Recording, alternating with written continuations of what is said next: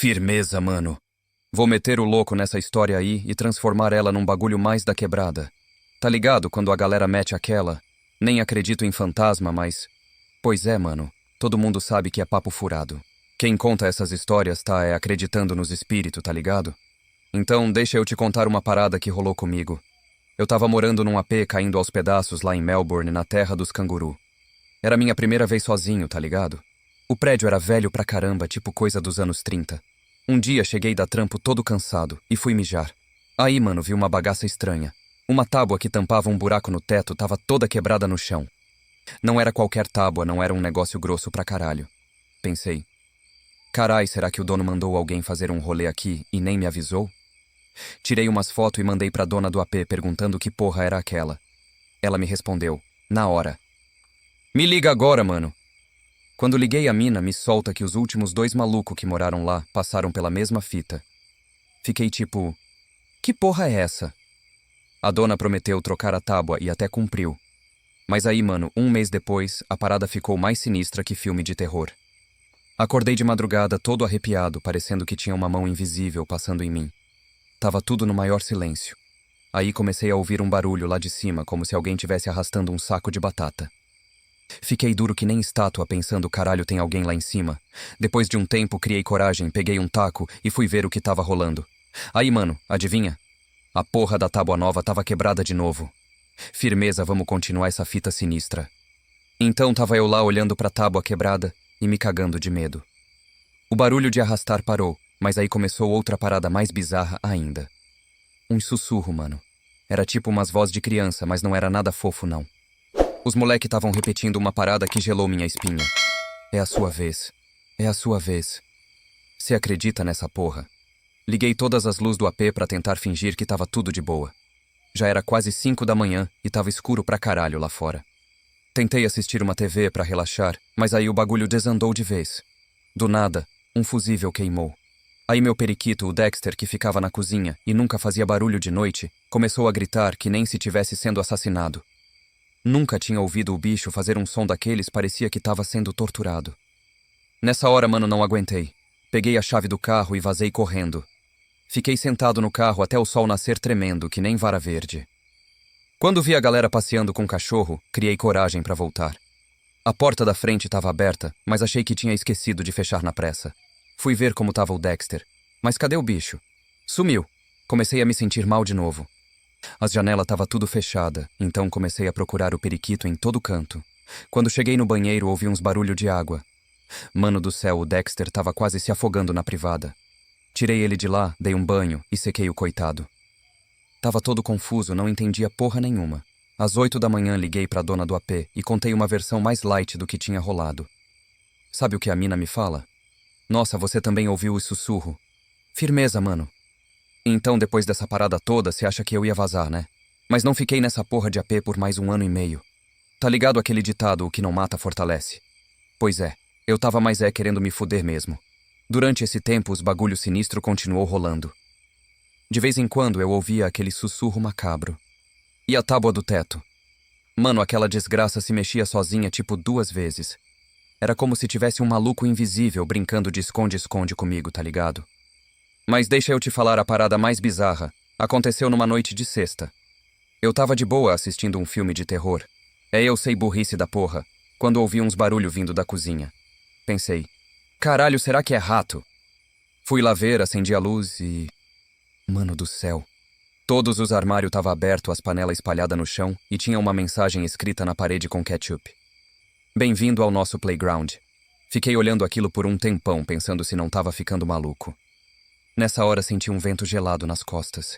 Me virei devagar e vi uma sombra passando rápido pro corredor. Corri atrás gritando, quem tá aí, porra? Mas quando cheguei no corredor não tinha ninguém. Voltei pra cozinha pra limpar aquela bagunça toda, mas quando cheguei lá, tava tudo arrumado. As panelas no lugar, os armários fechados e nenhum sinal da mensagem na parede. Fiquei me perguntando se tinha sonhado acordado ou o quê. No dia seguinte falei com o porteiro do prédio. O coroa me olhou com uma cara de quem sabia das paradas e falou, meu filho, esse prédio tem história. Dizem que antes de ser construído esse terreno era um orfanato que pegou fogo. Muita criança morreu aqui. Fiquei pensando nessa história por dias. Será que eram as almas dessas crianças que estavam zoando comigo? E por que justo eu, porra? Não era nenhum santo, mas também não merecia essa treta toda. Firmeza, mano. Então depois de toda essa treta, cê deve tá pensando, pô, esse maluco é doido de ficar nesse AP. E cê tá certo, mano. Mas sabe como é? Aluguel tá osso, e eu já tava tipo, foda-se, vou encarar esses espíritos de frente. Comecei a fazer uns bagulho pra me proteger. Colei um monte de crucifixo pela casa, acendi vela, joguei sal grosso nos cantos. Até macumba eu fiz, mano. Chamei uma mãe de santo pra dar uma benzida no AP. A véia entrou, deu uma olhada e falou: Meu filho, isso aqui tá mais embaçado que banheiro de rodoviária. Mas sabe que depois disso as paradas deu uma acalmada? Os sussurros diminuíram, a tábua parou de se mexer. Achei que tava tudo resolvido.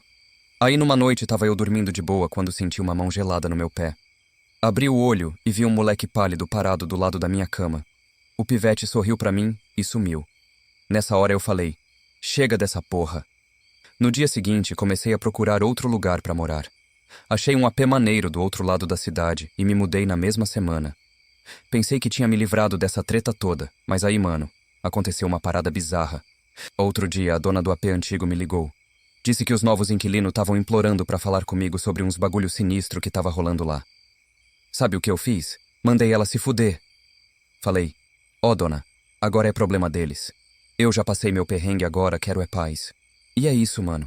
Até hoje não sei explicar direito o que aconteceu naquele AP. Às vezes penso se não era tudo coisa da minha cabeça. Mas aí lembro daquele moleque pálido e me dá um arrepio. Moral da história: se tu for se mudar pra um lugar velho pra caralho, dá uma pesquisada antes. Vai que se acaba dividindo a casa com uns espíritos zica que nem eu, tá ligado? E se começar a ouvir sussurro de criança, mano, só mete o pé e não olha pra trás. É nóis, valeu por me ouvir. Agora vou dormir com a luz acesa que esse papo me deu uns cagaço. Então deixa eu te contar uma parada sinistra que aconteceu comigo. Tava eu lá com meus 10 anos dormindo de boa na minha caminha. Era tipo umas 3 da madruga quando ouvi a porta do quarto rangendo. Pensei: deve ser a coroa vindo me dar um beijo de boa noite. Tá ligado como é mãe, né? Aí senti alguém sentando na minha cama. A parada afundou e senti um negócio arranhando minha perna. Abri o olho pensando que ia ver minha mãe, mas mano, que porra era aquela? Era um moleque mais ou menos da minha idade sentado ali nos pés da cama. Mas o bagulho era bizarro. O pivete não tinha olho. Era tipo 2 buracos preto na cara dele. Fiquei gelado, mano. Queria gritar, mas a voz não saía. O moleque estendeu a mão pra mim. Tava segurando uma caixinha. Fiquei olhando aquilo sem saber o que fazer. Uma parte de mim tava morrendo de medo, mas outra parte tava curiosa pra caralho. Sabe como é criança, né? Criei coragem e estiquei a mão pra pegar a caixa, mas aí o moleque puxou de volta. Fiquei puto e falei: dá isso aí, porra. Pisquei o olho e... cadê o moleque? Sumiu. Mas, mano, a marca da bunda dele ainda tava lá na cama. Fiquei a noite toda acordado tremendo que nem vara verde. No dia seguinte contei pra minha mãe, mas ela achou que era pesadelo. Vai dormir cedo que passa, ela falou. Mas eu sabia que aquilo era real. Tinha acontecido mesmo. Depois desse dia fiquei com medo de dormir. Toda vez que ouvia um barulhinho à noite já pensava que era um moleque sem olho voltando. Dormia com a luz acesa, o cobertor cobrindo a cabeça. Mas ele não apareceu de novo. Com o tempo fui esquecendo dessa parada. Achei que tinha sido só uma vez, sabe? Mas, mano, eu tava enganado. Aquilo era só o começo de uma treta muito maior. Firmeza, mano. Então 5 anos se passaram depois daquela parada sinistra. Eu já tava com 15 anos achando que era o cara, tá ligado? Tinha até arrumado uma mina. Um dia ela veio lá em casa pra fazer um trabalho da escola.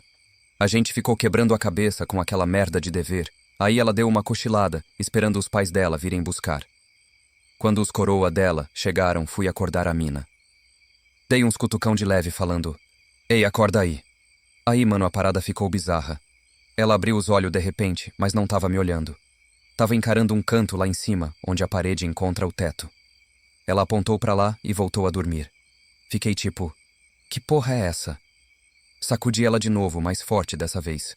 Ela acordou direito e eu contei o que tinha rolado.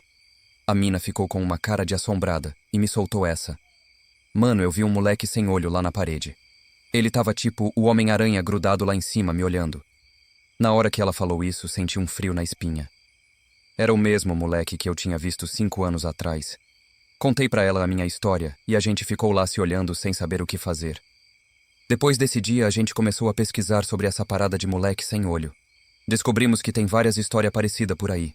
Tem gente que fala que é um tipo de espírito, outros dizem que é um demônio. Mas ninguém sabe direito o que é essa porra. A gente ficou com medo de dormir no meu quarto por um tempo. Toda vez que a luz piscava ou fazia um barulhinho estranho, já pensava que era um moleque voltando. Mas ele não apareceu de novo. Pelo menos não pra gente. Mas sabe como é, né, mano?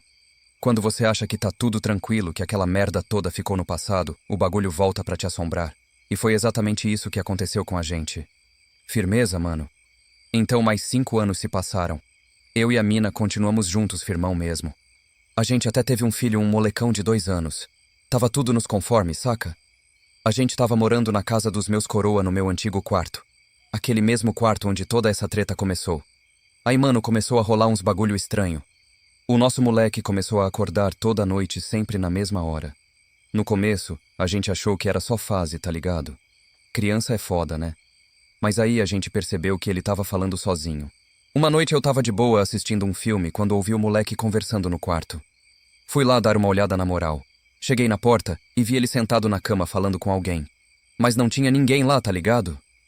Entrei no quarto e perguntei: "E aí, campeão? Tá falando com quem?" O moleque olhou pra mim com aquela cara de criança inocente e mandou essa: "É um menino pai. Ele é legal, tá perdido e procurando a mãe dele." Mano, na hora que ele falou isso, senti meu sangue gelar. Era o moleque sem olho de novo. Essa porra tava perseguindo minha família ou o quê? As conversas do meu filho continuaram rolando toda a noite. A gente tentou mudar ele de quarto, mas não adiantou. O moleque sem olho aparecia onde o nosso filho tava. A gente começou a ficar desesperado sem saber o que fazer. Chamamos Padre Pai de Santo até um médium. Mas nada resolvia. O moleque sem olho continuava aparecendo.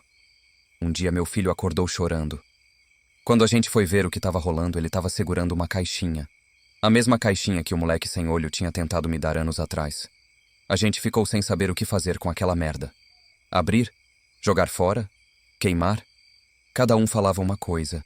Mas a gente sabia que o que quer que a gente fizesse ia mudar tudo. Firmeza, mano. Então, depois de toda essa treta com a caixinha, a gente ficou na maior neurose. Ninguém queria abrir aquela porra, mas também não dava pra fingir que não tava acontecendo nada, tá ligado? Aí numa noite, eu e a mina tava discutindo o que fazer. O moleque tava dormindo no quarto do lado. De repente, a gente ouviu um barulho. Corremos pro quarto dele e... Mano do céu! O moleque sem olho tava lá sentado na cama do nosso filho. Fiquei paralisado, mas minha mina foi mais esperta. Ela pegou a caixinha e estendeu pro moleque sem olho. Ele sorriu, um bagulho sinistro de ver, e abriu a caixa. Dentro tinha uma foto antiga toda amarelada. Era de uma mulher segurando um bebê. Atrás estava escrito: "Para meu querido filho que nunca conheci. Com amor, mamãe." O moleque sem olho pegou a foto e começou a chorar. Mano, nunca vi um bagulho tão triste na minha vida. Ele olhou pra gente.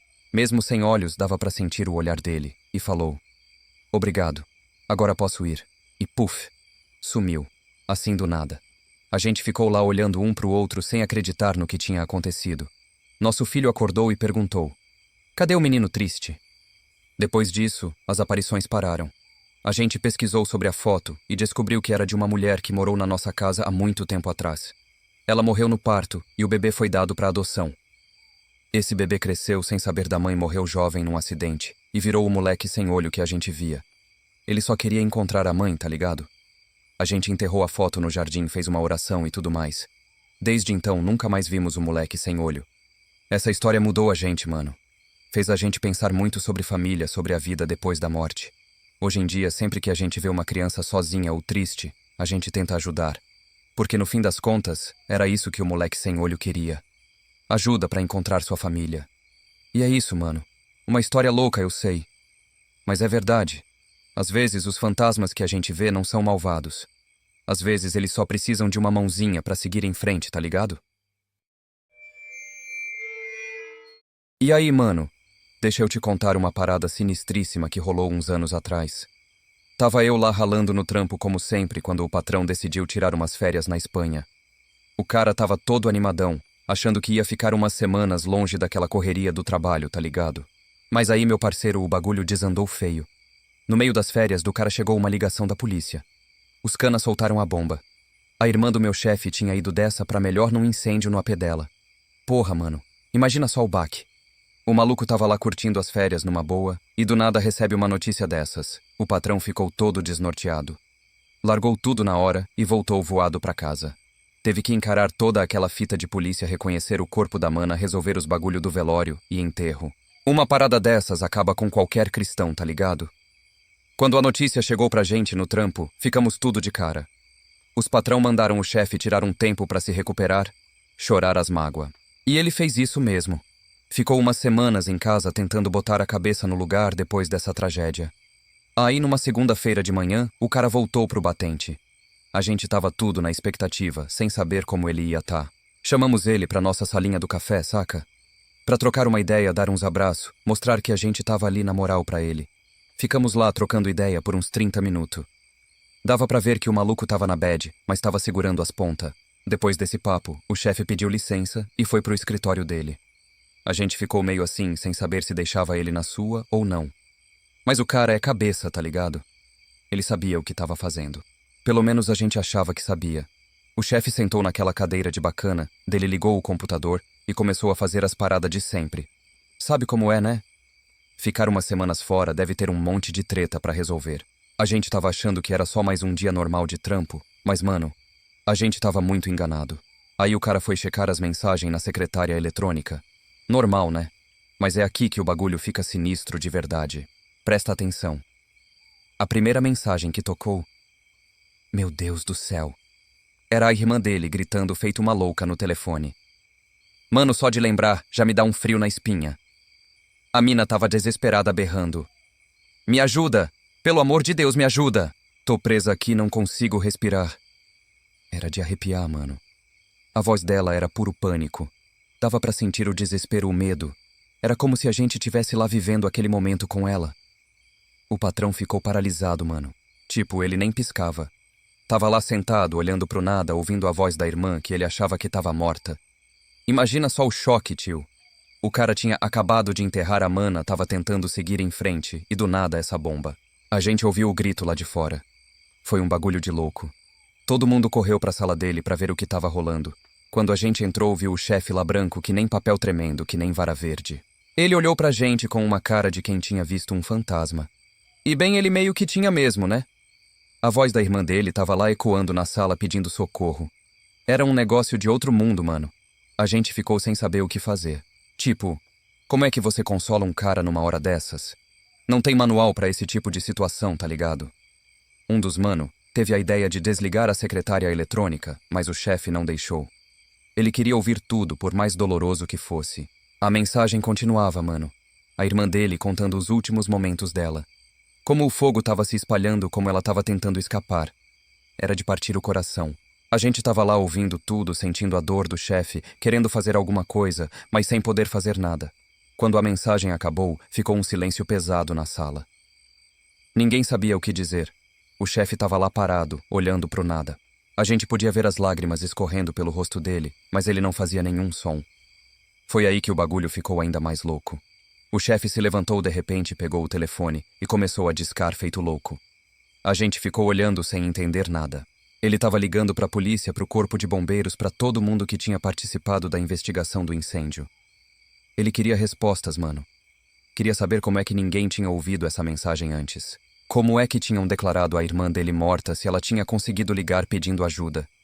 Era um monte de pergunta que ninguém sabia responder. A gente ficou lá vendo o desespero do cara sem saber o que fazer. Foi um dia pesado, mano. Ninguém conseguiu trabalhar direito depois disso. A gente só ficava pensando na irmã do chefe, no sofrimento dela, no que poderia ter acontecido se alguém tivesse ouvido essa mensagem antes. E sabe o que é mais sinistro? Essa história estava longe de acabar. O pior ainda estava por vir.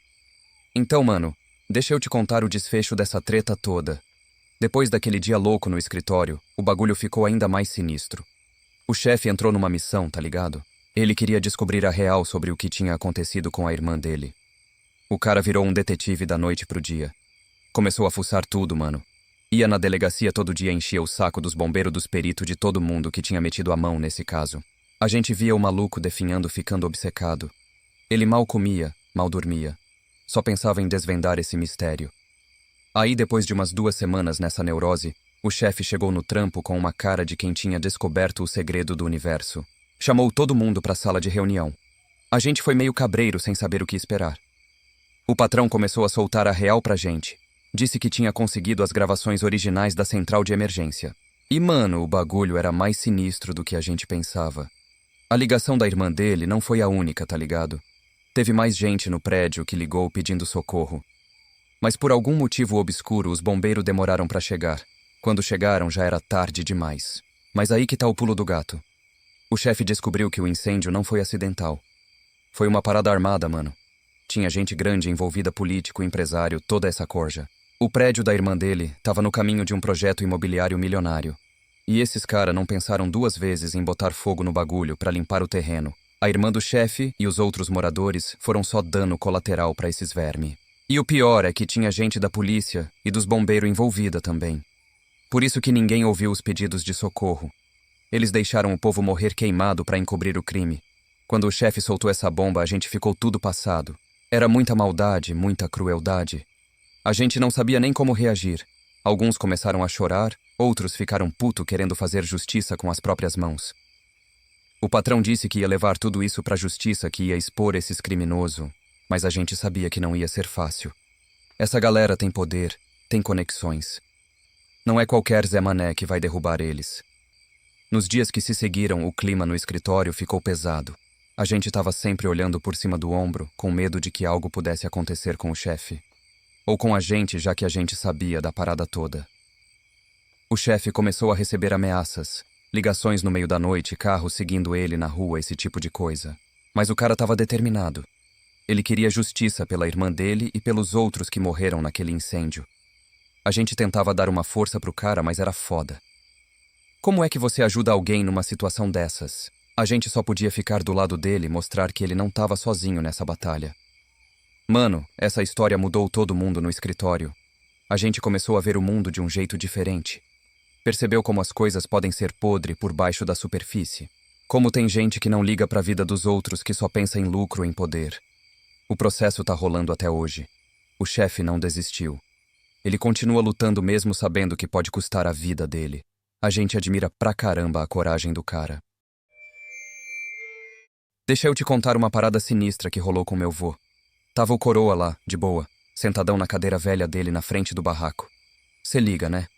Aquela vibe de fim de tarde, o sol se pondo, uma brisa maneira. O velho tava ali, curtindo o momento dele, fumando aquele cigarrinho barato e observando a molecada jogando bola na rua de terra. De repente, meu parceiro, o bagulho ficou doido. O vô começou a ouvir uma voz chamando ele lá de dentro da casa. Mas não era qualquer voz, não. Tá ligado? Era a voz da minha avó. Porra, cê tá ligado que a véia já tinha ido dessa pra melhor uns anos antes, né? Imagina só o susto do coroa. O maluco ficou todo arrepiado, olhando pros lados, achando que tava ficando pancada das ideias. A parada é que a voz não parava, mano. Era um chamado atrás do outro. Como se a falecida tivesse ali dentro da casa querendo falar com ele urgente. O velho começou a suar frio, pensando se devia entrar ou se era melhor ficar quietinho ali fora mesmo. Cê sabe como é velho, né?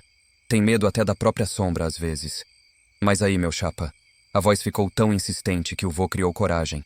Ele se levantou daquela cadeira toda bamba, deu uma última tragada no cigarro e foi ver qual era o barato. Com o coração na mão, ele abriu a porta rangendo e deu uma espiadinha pra dentro. Tava tudo escuro, embaçado. O cheiro de mofo misturado com o incenso que a avó gostava de acender ainda tava no ar. O velho entrou pé ante pé, olhando pros cantos, esperando ver o fantasma da véia a qualquer momento. Foi aí que o bagulho ficou mais sinistro ainda. Do nada, mano, um barulhão vindo lá de fora. Parecia que o mundo tava caindo. O vô pulou que nem gato escaldado e olhou pra trás. Mano do céu, cê não vai acreditar no que aconteceu. A calha de ferro, aquela parada pesada pra caralho, tinha despencado bem em cima da cadeira onde o velho tava sentado uns segundos antes. Se ele não tivesse entrado na casa naquela hora, já era. Ia virar panqueca de velho na hora, tá ligado? O coroa ficou lá, paralisado, olhando pra aquela cena. A cadeira toda quebrada, a calha amassada no chão. O maluco não sabia se ria, se chorava ou se mijava nas calças. Era muita emoção pra um velhinho só, cê tá ligado? Ele ficou um tempão ali, tentando processar o que tinha acontecido. Quando a ficha caiu, Meu parceiro, o velho começou a tremer que nem vara verde. Ele percebeu que tinha escapado por um triz. Se não fosse aquela voz misteriosa chamando ele, o coroa já estava batendo um papo com São Pedro lá no céu. Foi aí que ele começou a pensar na avó. Será que era mesmo a falecida que estava chamando ele? Tipo, ela tinha voltado lá do além só para salvar a pele do velho? O coroa ficou nessa neurose, indo e voltando, pensando se estava ficando maluco ou se tinha acontecido um milagre ali mesmo. Ele saiu da casa, deu uma volta no quarteirão para esfriar a cabeça. Os vizinhos tudo olhando torto para ele, achando que o velho tinha pirado de vez. Mas o coroa tava pouco se lixando. Ele tava agradecendo por estar vivo, tá ligado? Quando voltou para casa, o velho pegou aquela cadeira toda quebrada e guardou num canto. Ele não teve coragem de jogar fora. Era tipo um lembrete, saca? Um bagulho pra ele nunca esquecer do dia em que quase bateu as botas. Depois desse dia, mano, o vô mudou. Ele começou a dar mais valor pras coisas, sabe? Tipo, ele percebia que cada dia era um presente. O coroa começou a conversar mais com a gente, contar as histórias dele, essas paradas. Era como se ele tivesse ganhado uma segunda chance e não queria desperdiçar. Mas o mais louco é que ele nunca mais sentou na frente da casa. Sempre que alguém perguntava por quê, ele dava aquele sorriso de canto de boca e falava que preferia ficar do lado de dentro, onde era mais seguro. A gente ria, achando que era só papo de velho, mas ele sabia a real. E toda noite, antes de dormir, o coroa dava uma olhadinha pra foto da avó e agradecia. Ninguém entendia direito o porquê, mas a gente respeitava. Era o jeito dele de lidar com aquela parada toda, tá ligado? Mano, essa história do meu vô virou lenda lá na quebrada. Todo mundo conhecia, todo mundo comentava. Tinha uns que acreditavam, outros que achavam que era papo furado de velho. Mas ninguém podia negar que aquela calha tinha caído mesmo e que o coroa tinha se salvado por um triz. O tempo foi passando e o velho foi ficando cada vez mais quieto, mais na dele. Ele passava horas olhando pro nada, como se estivesse conversando com alguém que a gente não podia ver. A família começou a ficar preocupada, achando que o coroa estava ficando meio pancada das ideias. Mas aí, meu parceiro, aconteceu uma parada que deixou todo mundo de cara. Era aniversário do vô, a gente estava lá na casa dele comemorando. Tinha bolo, refri, uma galera. O velho estava até animado, contando umas histórias antigas, dando risada. Foi quando a gente ouviu um barulho vindo lá de fora. Todo mundo correu para ver o que era. Adivinha só? A porra da calha tinha caído de novo.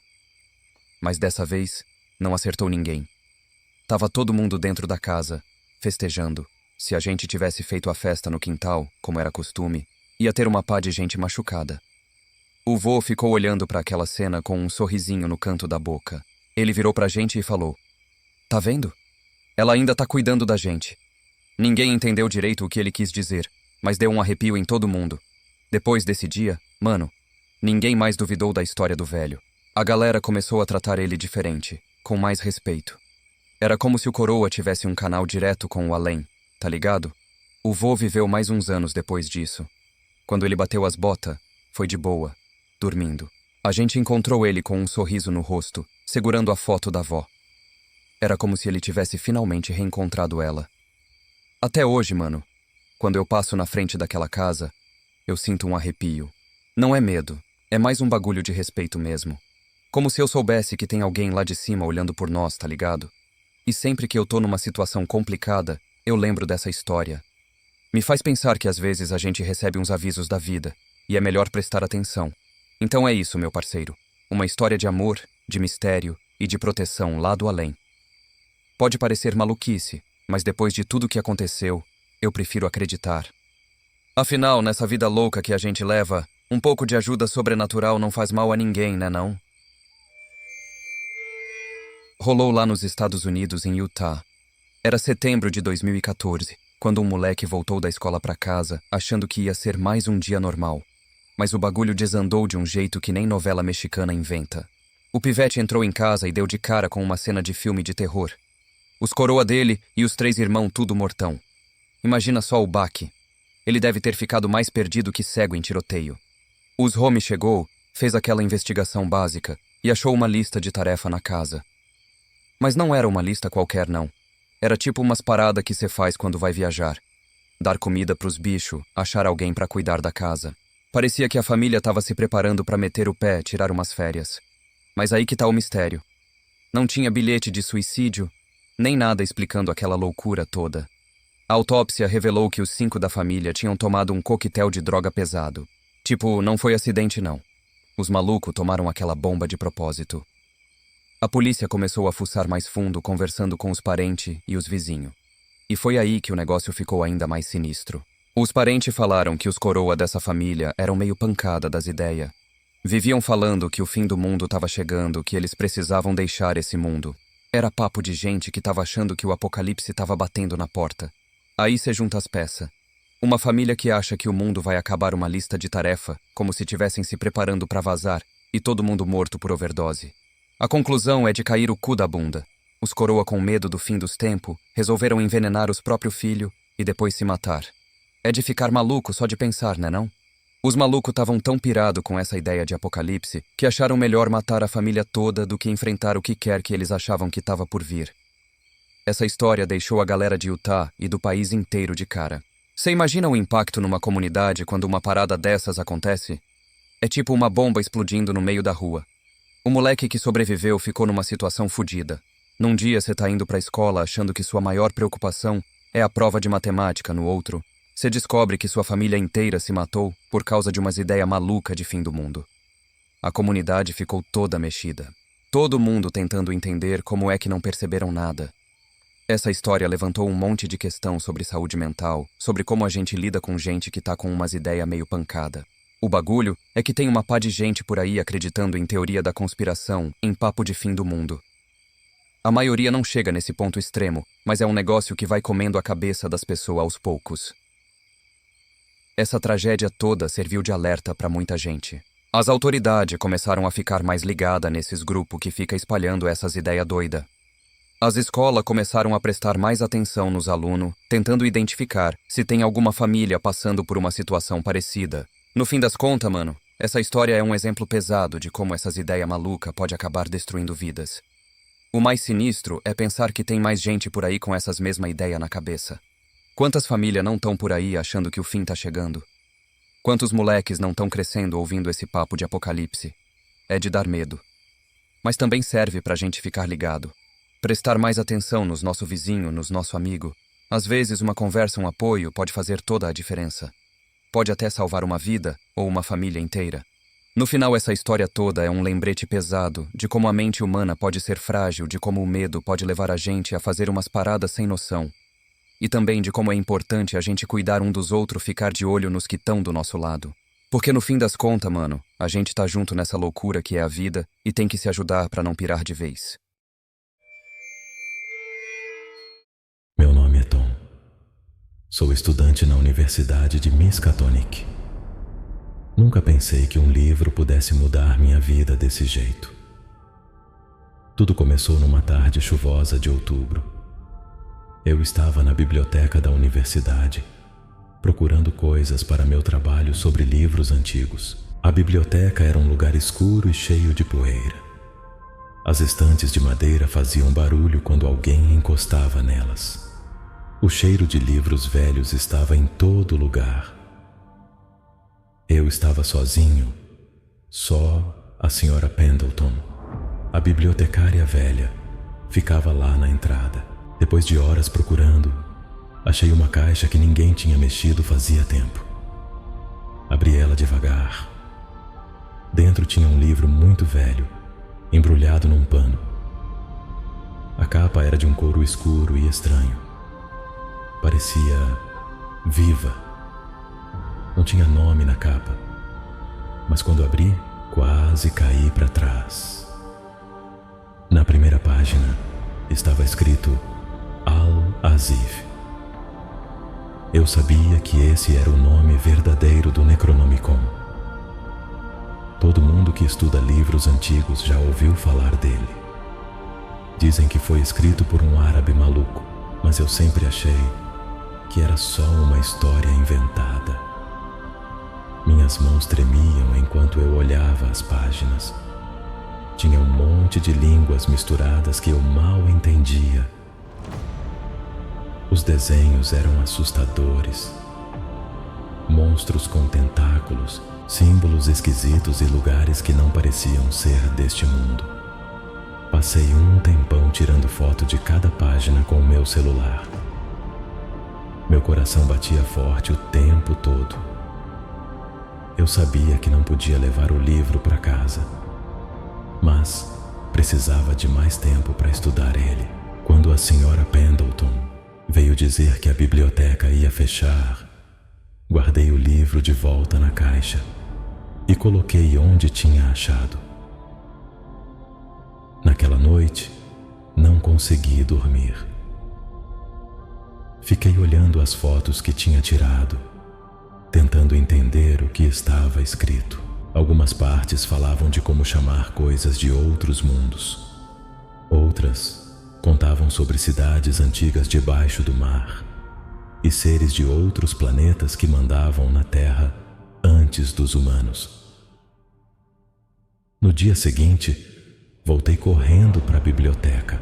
Fiquei apavorado quando vi que a caixa com o livro tinha sumido. Perguntei para a senhora Pendleton, mas ela disse que ninguém tinha entrado lá depois de mim. Mas tinha algo estranho no jeito que ela me olhou. Nos dias seguintes, fiquei vidrado nas fotos que tinha tirado. Comecei a ter sonhos esquisitos. Via cidades no fundo do mar e monstros com tentáculos. Às vezes acordava de noite achando que tinha alguém me olhando no escuro do quarto. Logo depois, coisas estranhas começaram a acontecer. As coisas se mexiam sozinhas no meu apartamento. Eu ouvia vozes falando línguas que não conhecia quando estava sozinho. O pior era que eu começava a ver coisas. Sombras se mexendo quando eu olhava de canto de olho. Coisas aparecendo e sumindo do nada. Percebi que tinha mexido com algo que era melhor ter deixado quieto. Mas agora era tarde. Os dias foram passando e eu não conseguia pensar em outra coisa além daquele livro. Meus estudos na faculdade, esqueci completamente. Só queria entender o que tinha visto no Necronomicon. Meu quarto virou uma bagunça, papel para todo lado, cheio de anotações e desenhos esquisitos que eu tentava copiar do livro. Colei mapas velhos e recortes de jornal nas paredes. Falavam de coisas estranhas que aconteciam pelo mundo. Dormir, quase não dormia mais. Cada minuto acordado era para tentar entender mais um pedacinho daquele quebra-cabeça maluco. Quanto mais eu traduzia, mais assustado ficava. Não era só por causa das histórias de monstros ou de como chamar coisas de outros mundos. Era por causa do que aquilo tudo significava.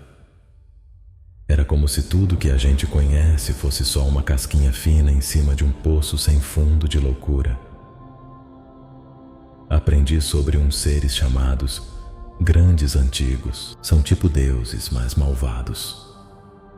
Eles dormem em cidades no fundo do mar ou lá no espaço, esperando a hora de acordar e tomar conta de tudo de novo. Descobri que tem outros mundos do lado do nosso e que tem um monte de coisa por aí que vê a gente que nem a gente vê formiga. Mas saber disso tudo tinha um preço. Comecei a ficar maluco. Os pesadelos eram cada vez piores. Acordava gritando, achando que tinha visto um monstro chamado Cthulhu se mexendo no fundo do mar, ou uma coisa chamada Yog-Sothoth, pulsando no fim do universo. Comecei a ver ligação em tudo. Notícia de terremoto, gente sumindo, arqueólogos achando coisas esquisitas. Parecia que tudo fazia parte de um plano maior. Um plano que eu estava começando a entender, mas que me dava muito medo. O pessoal da faculdade notou que eu estava diferente. Tentaram falar comigo, preocupados porque eu estava agindo estranho e parecendo um mendigo. Mas eu não queria saber. Achava que eles não iam entender o que eu tinha descoberto Foi aí que conheci a Helena. Ela também estudava na faculdade e ficou curiosa com as línguas antigas que eu estava tentando decifrar. No começo, fiquei com medo de contar para ela. E se ela achasse que eu era doido? Mas ela era esperta e parecia mesmo interessada. Helena virou minha parceira nessa história toda. Juntos, a gente conseguiu entender partes do livro que antes não faziam sentido para mim. Ela sabia um monte sobre escritas antigas de vários lugares do mundo e ajudou a ligar os pontos. Mas, quanto mais a gente descobria, mais assustador ficava. Começamos a achar que não éramos os únicos atrás do Necronomicon. Parecia que tinha gente nos seguindo pela faculdade. A gente recebia ligações estranhas de madrugada. Ninguém falava nada, mas dava para sentir que era alguma ameaça. Uma noite a gente estava trabalhando até tarde no meu quarto, quando ouvimos um barulho na rua. Olhamos pela janela e vimos um bando de gente de capa preta fazendo uma roda na calçada. Eles cantavam numa língua que a gente reconheceu dos nossos estudos. Estavam chamando uma coisa chamada Yog Sothoth, que guarda as portas entre os mundos. Apagamos as luzes e ficamos olhando, morrendo de medo. O ar ficou pesado e por um segundo, eu juro que vi o espaço se contorcer no meio da roda, como se alguma coisa tivesse tentando passar para cá. Foi aí que caiu a ficha. A gente não estava só estudando o Necronomicon. A gente tinha virado parte da história dele. O que a gente sabia agora era perigoso. Não só por causa daquele pessoal de capa, mas por causa de coisas que a gente nem conseguia entender direito. Naquela noite, eu e Helena fizemos um trato. A gente ia continuar pesquisando, mas agora era para tentar proteger nosso mundo das coisas que a gente tinha descoberto. Sabíamos que era arriscado, mas parecia que não tinha outro jeito. O Necronomicon tinha escolhido a gente, e agora era nossa missão usar o que sabíamos para fazer algo bom. Se é que dava para fazer algo bom com aquilo. Depois daquela noite, eu e Helena ficamos ainda mais obcecados. A gente mal saía do meu apartamento, sempre debruçado sobre as fotos do Necronomicon e nossas anotações. O mundo lá fora parecia cada vez mais distante e estranho. Uma semana depois, aconteceu algo que me gelou até os ossos. Eu estava voltando para casa tarde da noite, depois de passar na biblioteca. As ruas estavam vazias e tinha uma névoa estranha no ar. De repente, ouvi passos atrás de mim. Quando me virei, vi uma figura encapuzada me seguindo. Comecei a andar mais rápido, meu coração quase saindo pela boca. A figura também acelerou o passo. Entrei num beco para tentar despistar, mas era sem saída. Quando me virei, a figura estava lá, parada na entrada do beco. Achei que era meu fim, mas aí ela falou numa voz rouca: "O conhecimento tem um preço, Thomas Blackwood. Eles estão vindo." E sumiu na névoa. Corri para casa e contei tudo para Helena. A gente ficou a noite toda acordado, trancando as portas e fechando as janelas. Quem era aquela pessoa? Como sabia meu nome? E quem eram eles? Nos dias seguintes, as coisas ficaram ainda mais estranhas. A gente começou a ouvir barulhos nas paredes, como se algo se arrastasse dentro delas. Às vezes eu jurava ver tentáculos saindo das sombras pelo canto do olho. Helena disse que estava tendo sonhos com uma cidade submersa, onde coisas gigantes se mexiam nas profundezas. Uma noite, enquanto a gente estudava, todas as luzes do apartamento piscaram e apagaram. No escuro, vi uma coisa brilhando embaixo da porta. Era um símbolo, igual a um que a gente tinha visto no Necronomicon. Significava portal. Com as mãos tremendo, abri a porta. O corredor estava escuro, mas no fim dele tinha uma luz esverdeada. E nessa luz, vi uma coisa que não dá nem para descrever direito. Era como se o ar tivesse se aberto, mostrando um outro lugar. Vi coisas se mexendo lá dentro, coisas grandes demais para serem reais. Bati a porta com força e me encostei nela, tremendo. Helena estava pálida, os olhos arregalados de medo. A gente ficou abraçado no escuro por horas, até o sol nascer. No dia seguinte, decidimos que precisávamos de ajuda. Fomos falar com o professor Armitage, do Departamento de Estudos Ocultos. Ele ouviu nossa história com uma cara séria e disse que a gente tinha mexido com forças além da nossa compreensão. Armitage nos contou que o Necronomicon não era só um livro, era uma espécie de chave que podia abrir portas entre mundos. E ao estudá-lo, a gente tinha chamado a atenção de coisas que era melhor deixar dormindo.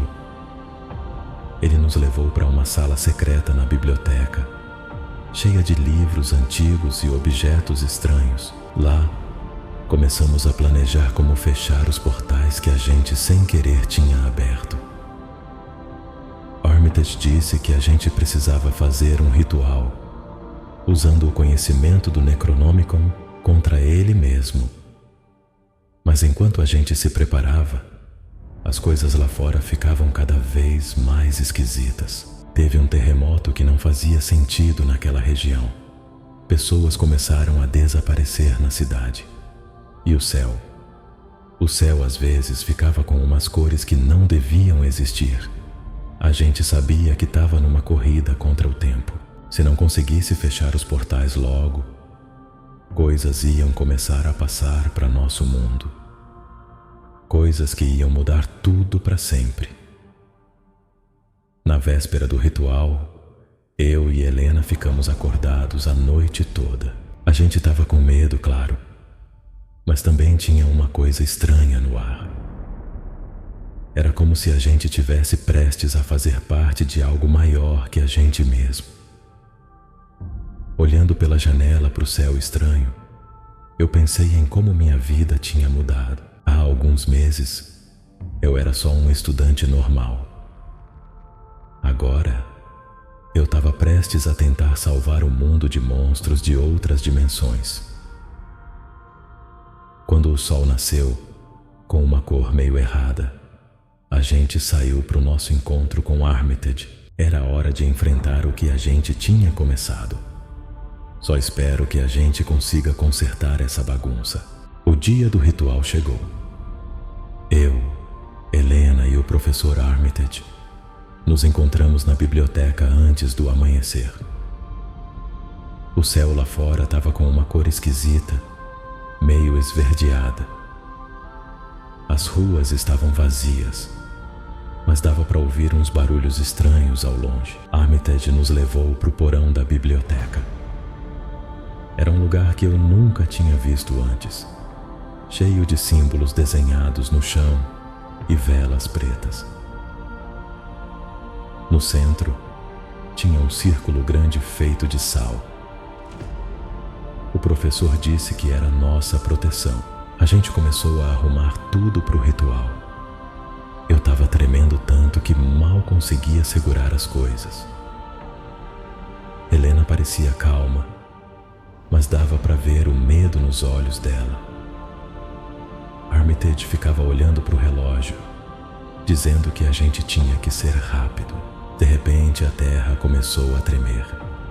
Não era um terremoto normal. Era como se alguma coisa gigante tivesse se mexendo embaixo da cidade. As paredes do porão racharam e dava para ver uma luz estranha saindo das rachaduras. Armitage gritou para a gente começar o ritual. A gente entrou no círculo de sal e começou a ler as palavras do Necronomicon. Eram palavras difíceis, que pareciam erradas na minha boca. Enquanto a gente lia, o ar ficou pesado e as velas começaram a queimar com uma chama roxa. Foi aí que as coisas ficaram de verdade assustadoras. As sombras nas paredes ganharam vida, se mexendo como se fossem tentáculos. Ouvi gritos lá de fora, gritos que não pareciam humanos, e pelo canto do olho, eu juro que vi coisas enormes passando pelo céu. O chão do porão rachou, e uma coisa começou a sair de lá. Era grande, gosmenta e cheia de olhos. Tentáculos saíam dela em todas as direções. Armitage gritou para a gente não parar de ler, não importa o que acontecesse. A coisa tentou pegar a gente, mas não conseguia passar do círculo de sal. Ela fazia uns barulhos horríveis, como se tivesse um monte de vozes falando ao mesmo tempo. Helena quase desmaiou, mas continuou lendo. Quando a gente chegou na última parte do ritual, foi como se o mundo inteiro tivesse explodido. Uma luz forte saiu do livro, e todas as coisas estranhas, a coisa do chão, as sombras nas paredes, tudo, começaram a ser puxadas de volta para onde tinham vindo. O barulho era ensurdecedor, parecia que o próprio ar estava gritando. Fechei os olhos com força, segurando a mão de Helena. Achei que a gente ia morrer ali mesmo. E então, silêncio. Quando abri os olhos, o porão estava uma bagunça, mas as coisas estranhas tinham sumido. Armitage estava caído no chão, respirando com dificuldade. Helena chorava baixinho do meu lado. A gente tinha conseguido. Os portais estavam fechados. As coisas que tinham passado para nosso mundo foram mandadas de volta. Mas o preço foi alto. Armitage parecia ter envelhecido anos em poucos minutos. E eu e Helena? Bem, a gente nunca mais seria o mesmo. Saímos da biblioteca cambaleando.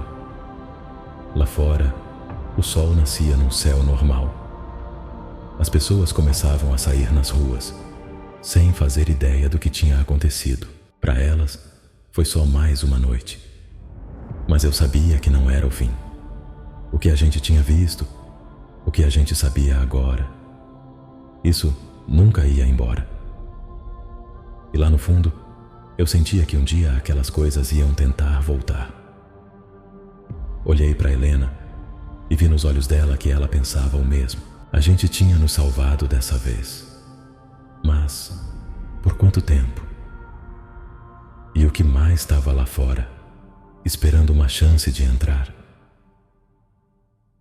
Enquanto a gente andava para casa naquela manhã estranha, eu sabia de uma coisa. Nossa vida nunca mais seria a mesma. A gente tinha olhado para o outro lado do véu, e o outro lado tinha olhado de volta para a gente. Agora, era nossa missão ficar de guarda, prontos para o dia em que tudo começasse de novo. Porque no fim das contas, o horror não acaba. Ele só fica esperando nas sombras, pronto para voltar quando a gente menos esperar.